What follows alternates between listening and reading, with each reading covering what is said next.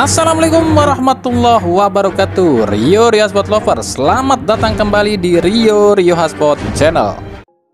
Kita awali edisi kali ini dari Persib dulu ya. Soalnya ini banyak banget nih yang nanya, Bang, kok Persib nggak aktif di bursa transfer sih? Bang, Stefano Beltrame itu nasibnya gimana? Padahal lagi bagus loh. Bang, pemain baru Persib siapa aja? Bang, inilah, bang, itulah. Kita akan jawab satu persatu. Cuma ini tuh ya sepengetahuan kami aja loh ya, berdasarkan info yang kami dapat dari pihak Persib. Soal benar atau enggak ya kami pun nggak tahu. Karena kan di Persib itu bukan cuma satu orang, tapi ada yang namanya susunan manajemen. Dan setiap anggota manajemen Persib itu pasti punya keinginan yang beda-beda dong. Yang satu pengennya Persib kayak gini, yang satu lagi pengennya Persib kayak gitu. Yang lainnya pun sama, punya keinginan yang lain juga dan macam-macam. Jadi yang akan kami jelaskan di sini cuma info dari orang kami di Persib aja ya. Belum tentu kan orang kami di Persib ini pun satu pikiran loh dengan bos-bosnya Persib, paham ya? Yang nanya kenapa Persib adem ayem di bursa transfer, jawabannya yang pertama, bursa transfer aja belum dibuka. Yang kedua, liga aja belum kelar. Yang ketiga, Persib masih ikutan di kompetisi alias di final. Tiga faktor inilah yang membuat manajemen Persib belum meeting alias rapat dengan jajaran pelatih Persib soal transfer pemain. Makanya dengan kenyataan Persib dan Madura United jadi tim terakhir yang masih aktif di liga, ya ada kemungkinan dua tim ini yang paling terlambat soal transfer.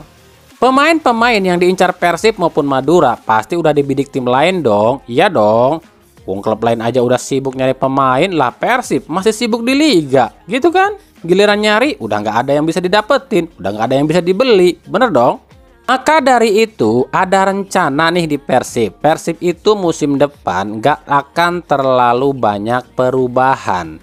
Pemain-pemain inti saat ini yang masih ingin bertahan di Persib, catat ya, pemainnya ingin bertahan di Persib pasti dipertahanin sama Persib. Kecuali pemain itu memang udah nego dengan klub lain. Itu haknya pemain. Persib gak bisa ngapa-ngapain kalau itu.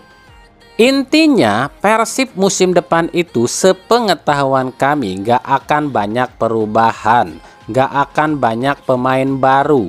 Kalaupun ada pemain Persib yang pergi, kemungkinan penggantinya itu diambil dari akademi Persib. Nah, kenapa nih Persib justru ambil pemain dari akademi?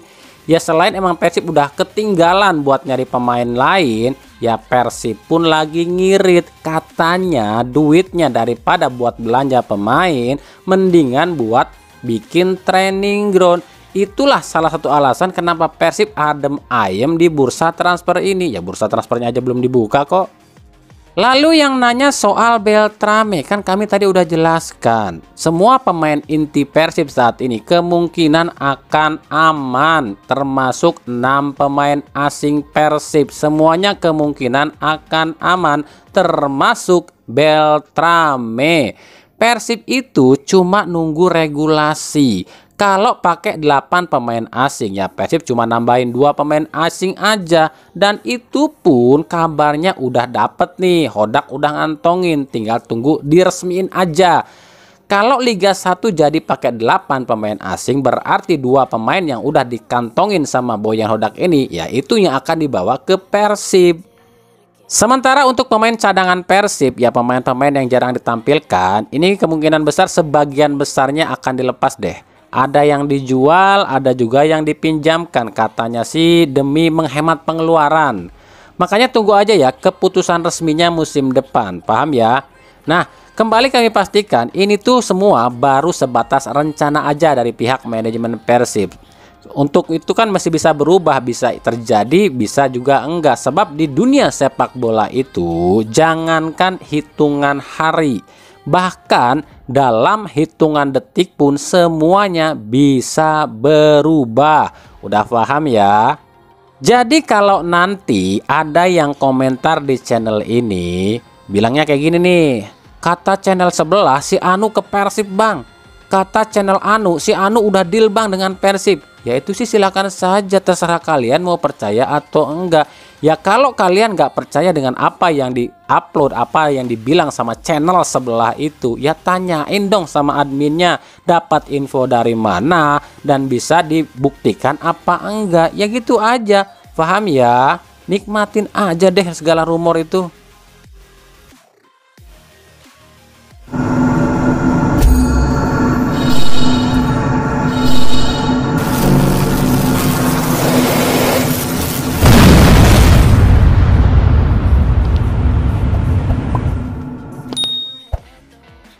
Kita ke timnas Indonesia dulu. Tahukah kalian jika pelatih timnas Argentina Lionel Scaloni itu cuma ngambil satu pemain loh dari Liga Argentina dalam skuadnya tuh dalam ajang kualifikasi Piala Dunia ini, yakni Franco Armani dari klub River Plate. Sisanya adalah pemain-pemain yang main di Eropa semua. Apa artinya? Artinya adalah sekelas Liga Argentina lo ya, yang pemainnya banyak diburu tim-tim Asia seperti kita ini, justru nggak dianggap loh sama Scaloni. Scaloni itu menilai pemain-pemain yang bermain di liga luar itu kualitasnya lebih bagus dibanding pemain-pemain yang bermain di Liga Argentina. Lah di Indonesia giliran pelatih pakai pemain abroad atau pemain naturalisasi atau keturunan, langsung dihujat yang bilang, nih pelatih membunuh talenta lokal nih pelatih menghancurkan liga nih, dan bla bla bla bla. Itu nggak ada manfaatnya gitu loh. Ya orang waras juga tahu kalau pembinaan pemain di klub luar itu pasti lebih bagus dong dibanding pembinaan di klub lokal. Nanti ada yang komentar nih, itu beda kelas bang, Argentina pemain abroadnya kelas dunia semua, makanya dipilih sama Scaloni. Nah itu dia, sama aja dengan Indonesia. Buat Sintayong, kualitas pemain abroad itu ya lebih bagus dibandingkan pemain yang bermain di liga. Ya ini sih masuk akal. Sebab kalau pemain itu kualitasnya jelek, ya nggak mungkin dong direkrut sama klub luar. Makanya Sintayong ambil pemain yang bermain di klub luar. Itu artinya pemain tersebut sudah ada jaminan lebih bagus dengan pemain yang bermain di liga lokal. Paham dong? Makanya kita sebagai supporter Indonesia ini nggak usah ikut campur urusan pilih-pilih pemain. Serahin aja ke pelatih. Toh udah ada buktinya kok. Jangan ini mah giliran pemain Liga 1 tampil bagus di U23 langsung nyinyir. Tuh buktinya kualitas pemain lokal kita lebih bagus dibanding pemain abroad tuh dan naturalisasi. 7 dari yang main itu main di Liga 1. Alam dari starting 11, 7-nya main Liga 1. Pembuktian pemain lokal pride. Iya. Oke. Itu kan kata si Toel, kan dongok banget nih orang. Ya U23 Indonesia mau pakai siapa lagi kalau nggak pakai pemain Liga 1? Emang ada pemain abroad kita yang umurnya U23 11 pemain? Kan nggak ada. Makanya diambillah dari Liga. Itu pun dengan catatan pemain U23 jadi bagus karena dilatih siapa? Dilatih pelatihnya dong. Makanya kan aneh kalau bilang pemain U23 lokal kita jadi bagus terus nyalahin pelatih. Ini kan dongonya dongo kuadrat. Lah yang ngelatih mereka jadi bagus siapa? Makanya udah ngerti dong sekarang. Ini orang-orang yang selalu nyinyirin Sintayong emang nggak waras otaknya. Kebanyakan makan kecubung kali ya.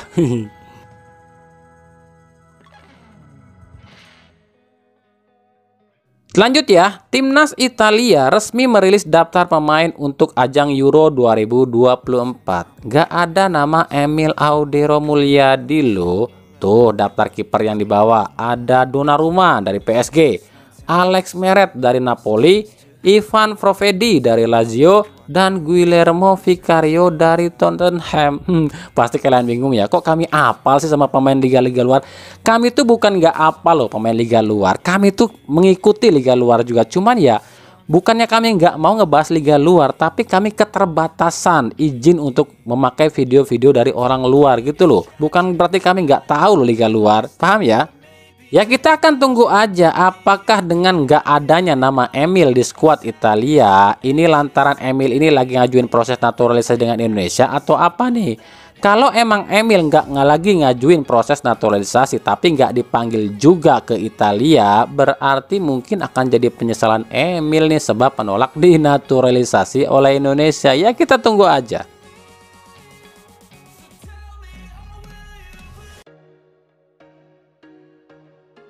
Lanjut kita ke berita klub. Ada dua pelatih Liga 1 yang nasibnya lagi di ujung tanduk. Dua-duanya dari Eropa loh. Yang pertama ada Milomir Cecilia dari Persis Solo. Dan yang satu ada Risto Vidakovic di PSS Sleman. Yang satu dari Bosnia, yang satu dari Serbia.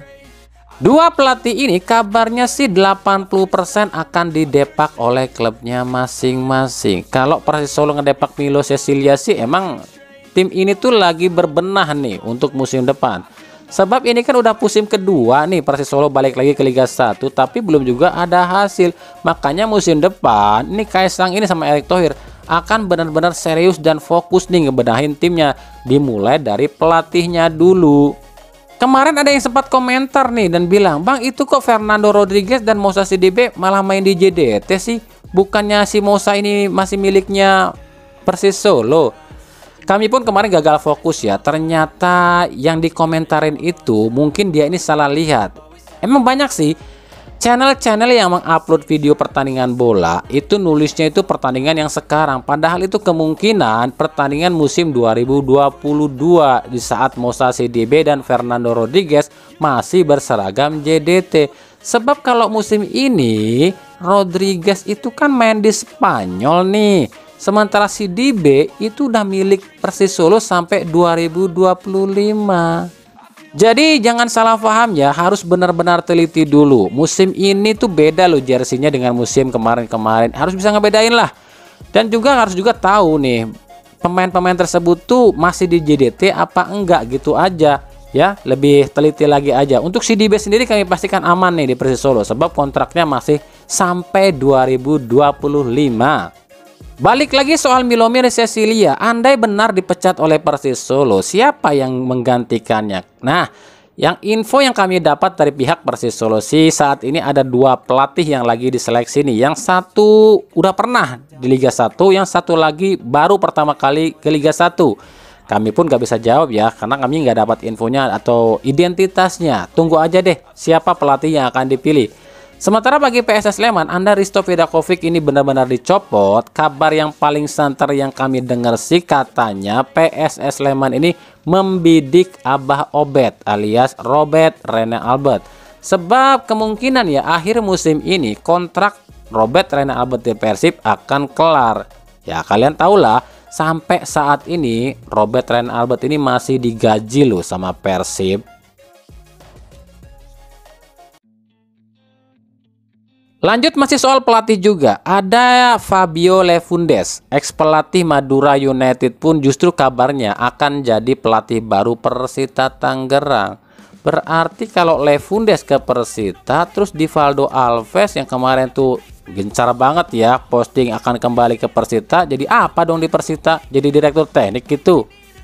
Ya kita akan tunggu aja kejelasannya, paling lambat ya di awal Juni ini juga udah kelihatan kok. Kalau tebakan kami sih Lefundes bukan ke Persita deh, mungkin balik lagi ke Madura, dan Alves yang ke Persita dan balik lagi ke Persita, atau mungkin bisa aja kebalikannya ya, Lefundes yang ke Persita, Alves yang ke Madura. Ya itu sih bisa aja ya.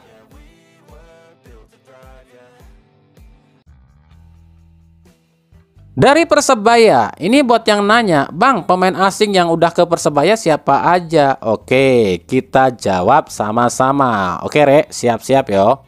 Saat ini Paul Munster masih, catat ya, masih menyeleksi 10 pemain asing. Paul Munster ini lagi nunggu nih regulasi Liga 1 musim depan, pakai 6 pemain asing atau 8 pemain asing. Tapi sejauh ini pantauan kami di Surabaya yang sudah done deal, catat ya, done deal alias sepakat buat gabung Persebaya, mereka itu adalah Flavio Silva dari Persik Kediri, Francisco Rivera dan Kleberson dari Madura United, Gilson Costa dan Mohamed Basim Rashid dari Bali United. Nah, 5 pemain asing ini statusnya saat ini done deal alias baru sepakat aja gabung dengan Persebaya. Dengan persentasenya seperti ini. Flavio Silva persentasenya 90% ke Persebaya. Gilson Costa 90% gabung Persebaya. Francisco Rivera 80% gabung Persebaya. Mohamed Rashid 70% gabung ke Persebaya, dan Kleberson 70% gabung ke Persebaya. Dan kembali kami ingatkan ya, sebelum pihak Persebaya mengumumkan di akun resminya, semua ini masih bisa berubah loh ya. Bisa aja pemain-pemain yang tadinya udah deal dengan Persebaya justru tidak jadi alias batal. BTW, ada nama King Eze, Yosep Ejejare, dan juga Melvin Place juga loh yang ada dalam daftar pemain asing yang lagi diseleksi oleh Paul Munster. Nah, kita tunggu aja apakah musim depan tiga-tiganya akan diambil atau nggak ada yang diambil sama sekali, dan Paul Munster lebih memilih pemain dari luar. Yonteni air.